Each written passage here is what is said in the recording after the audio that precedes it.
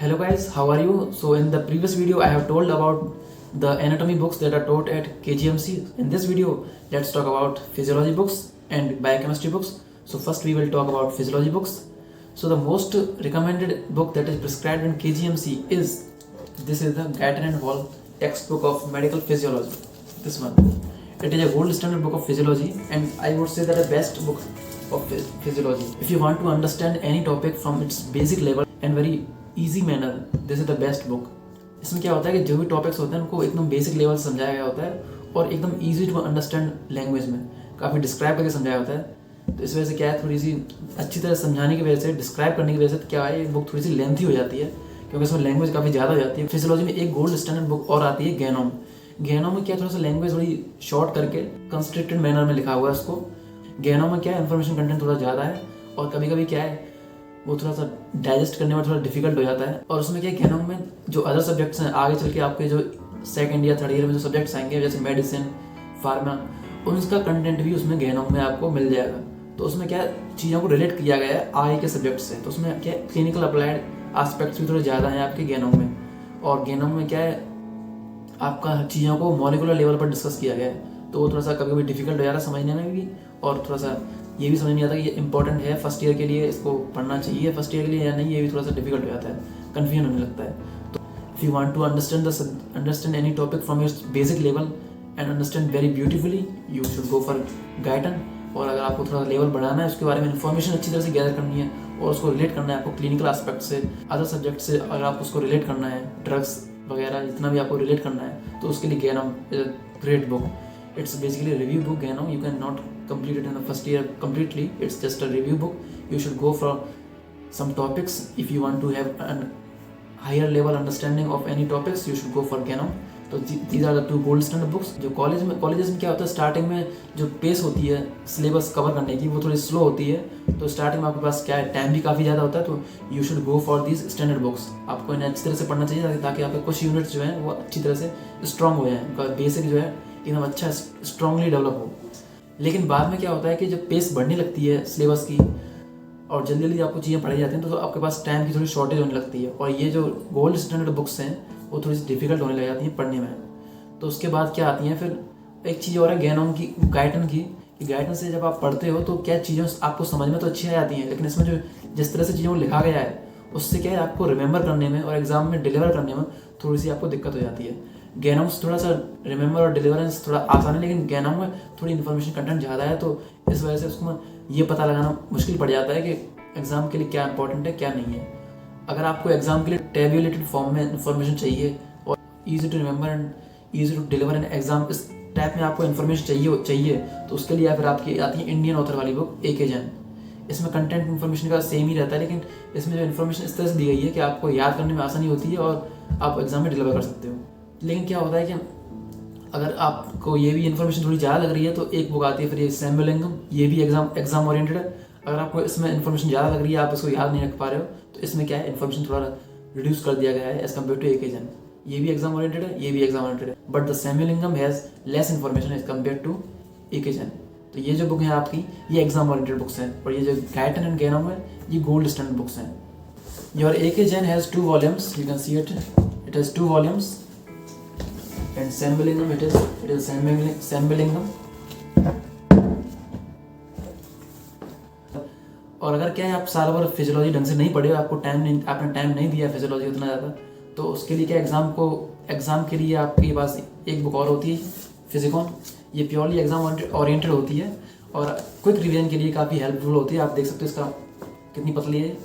तो इसमें क्या होता है कि जितने भी इम्पोर्टेंट टॉपिक्स हैं जो एग्ज़ाम में पूछे जाते हैं, उनके क्या एक तरह से नोट्स दिए हुए हैं इसके अंदर। इन्हीं स्टैंडर्ड बुक्स से इन्फॉर्मेशन को लेके किस तरह से हमें इस क्वेश्चन का परफेक्ट आंसर जो है वो इसके अंदर डाल दिया गया है। If you want to have a quick revision of your for the exam purpose, you should go for this book.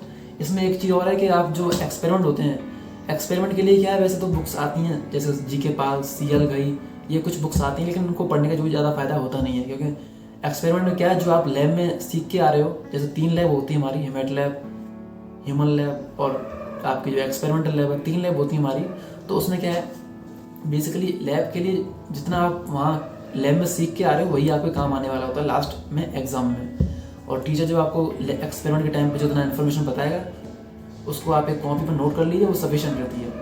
आपको कॉलेज की तरफ से एक लैब मैनुअल भी प्रोवाइड की जाएगी, तो उसमें क्या है इन्फॉर्मेशन सफिशिएंट रहती है। उसमें क्वेश्चंस भी होते हैं, आप उन क्वेश्चंस को प्रिपेयर कर लीजिए। और एक्सपेरिमेंट आपको करना आना चाहिए, वो तो प्रैक्टिकल है, तो दैट इज़ सफिशिएंट। लैब के लिए आपको कोई बुक पढ़ने की वैसे कोई ज़रूरत होती नहीं है। अगर आप फिर भी उसमें और अच्छा करना चाहते हो, आई के लिए अपना बेसिक डेवलप करना चाहते हो, तो आप you can use books CL गाई एंड GK पाल में से कोई भी एक यूज़ कर सकते हो आप, वरना जरूरत नहीं पड़ती फर्स्ट ईयर में तो।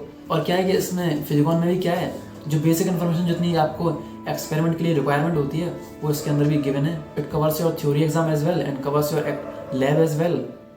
सो it is basically a type of notes book.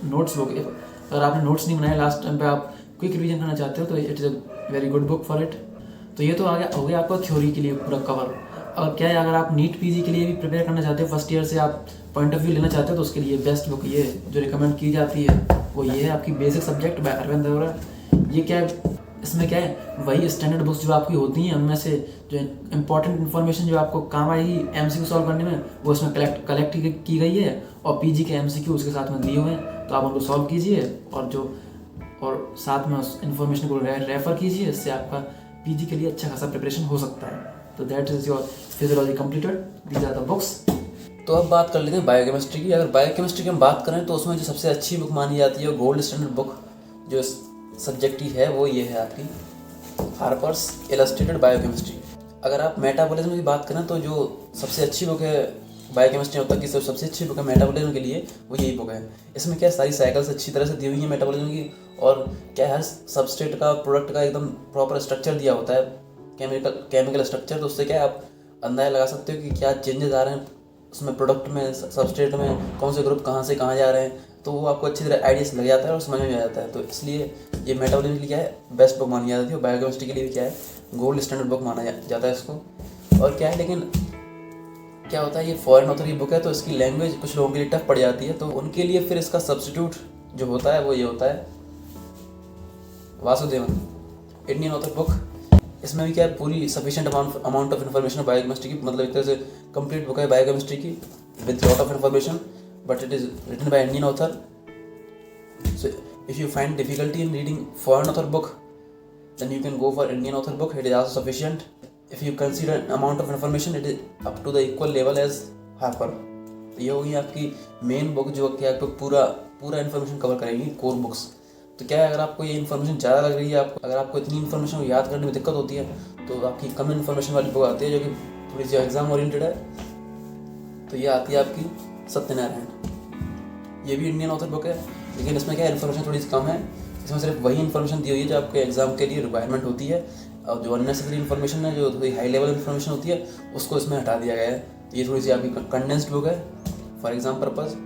और अगर आपने पूरी साल बायोकेमिस्ट्री पर इतना ध्यान नहीं दिया है और आपने उसको इतना टाइम नहीं दिया है, तो और आप एग्ज़ाम में अच्छा करना चाहते हो, तो उसके लिए फिर ये बुक है, पतली सी आप देख सकते हैं, राजेश जम्बलकर नोट्स।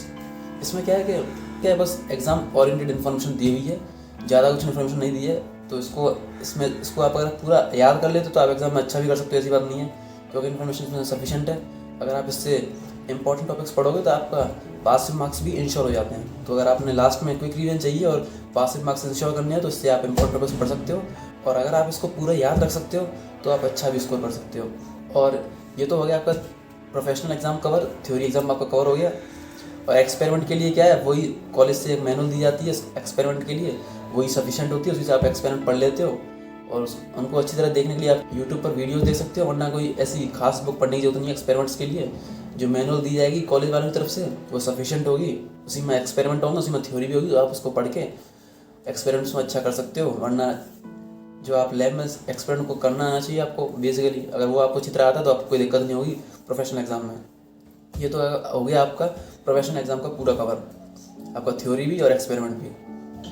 और अगर हम बात करें नीट PG के लिए, तो PG के लिए आपकी एक तो ये बुक होती है अरविंद अरोड़ा, या तो आप ये यूज़ कर सकते हो MCQ के लिए अरविंद अरोड़ा। इसके बारे में आपको बता चुका हूँ, ये वही है जिसमें फिजियोलॉजी भी थी, उसके साथ में फिजियोलॉजी के साथ में ही आपकी बायोकेमिस्ट्री भी दी हुई है। तो दोनों आपके सब्जेक्ट कवर हो जाते हैं इसके अंदर अरविंद अरोड़ा के साथ। और या फिर अगर आपको और भी अच्छा करना है तो एक जो मोस्ट रिकमेंडेड बुक जो होती है एमसीक्यू के लिए बायोकेमिस्ट्री में, वो होती है आपकी रेबेका जेम्स। तो आप चाहो तो उसे इस्तेमाल कर सकते हो, वो भी मेरे पास है नहीं।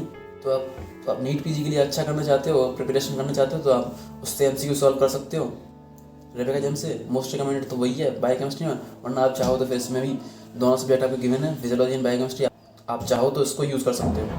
तो ये हो गया आपका बायोकेमिस्ट्री कंप्लीट। तो इसी के साथ आपकी जो सारी बुक्स हैं फर्स्ट ईयर की वो मैंने आपको बता दी हैं। और अगर आपकी कोई और भी क्वेरी हो तो आप कमेंट सेक्शन में पूछ सकते हो।